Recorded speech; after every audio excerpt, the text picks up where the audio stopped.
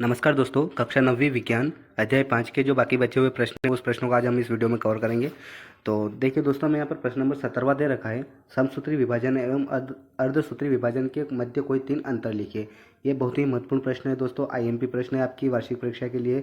ये परीक्षा में ज़रूर पूछा जाएगा दोस्तों, इसको आप ज़रूर याद कीजिएगा। हमें यहाँ पर समसूत्री विभाजन एवं अर्धसूत्री विभाजन के बीच अंतर बताना है।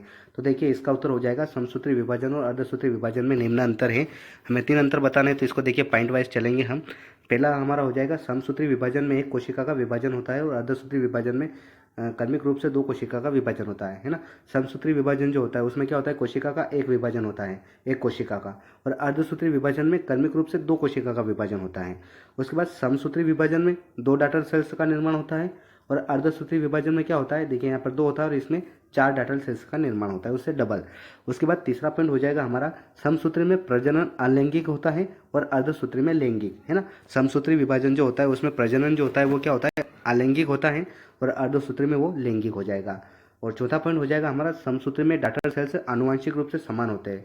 समसूत्री विभाजन जो होता है उसमें जो डॉटर सेल्स होते हैं वो आनुवंशिक रूप से एक समान होते हैं और अर्धसूत्री विभाजन में डॉटर सेल्स आनुवंशिक रूप से भिन्न यानी कि अलग होते हैं।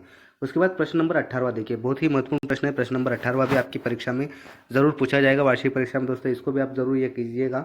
प्रश्न है हमारा, जीवाणु कोशिका का नामांकित चित्र बनाइए। हमें जीवाणु कोशिका जो होती है उसका एक चित्र बनाना जरूर आना चाहिए, परीक्षा में पूछा जाएगा नामांकित चित्र। तो देखिए दोस्तों, आपको स्क्रीन पर यह चित्र दिखाई दे रहा होगा।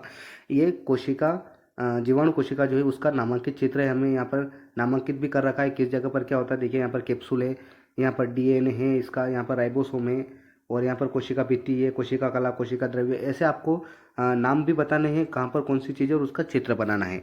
उसके बाद देखिए प्रश्न नंबर 19वां है दोस्तों हमारे। प्रश्न नंबर 19वां हो जाएगा, अंतःप्रद्रवी जालिका के 3 कार्य लिखे। ये अभी हमने जो पिछला पार्ट था उस पार्ट में इस प्रश्नों को हमने जरूर देखा भी है। तो अगर आपने वो वीडियो नहीं देखा है तो आप प्ले लिस्ट में जाकर इस पार्टों को भी देख सकते हैं। उसके बाद प्रश्न नंबर 20वां हो जाएगा, हमारे अचार में नमक या तेल कम होने पर वह खराब क्यों हो जाता है। जब आपने देखा होगा घर में अचार डालते हैं मम्मी, तो उसमें नमक या तेल कम हो जाता है तो वो अचार क्या होता है, बहुत जल्दी खराब हो जाता है। तो उसका कारण क्या है, हमें उसका कारण बताना है। तो देखिए इसका उत्तर हो जाएगा, अचार लंबे समय तक सही रहे इसके लिए इसमें नमक की अधिक मात्रा डाली जाती है ना।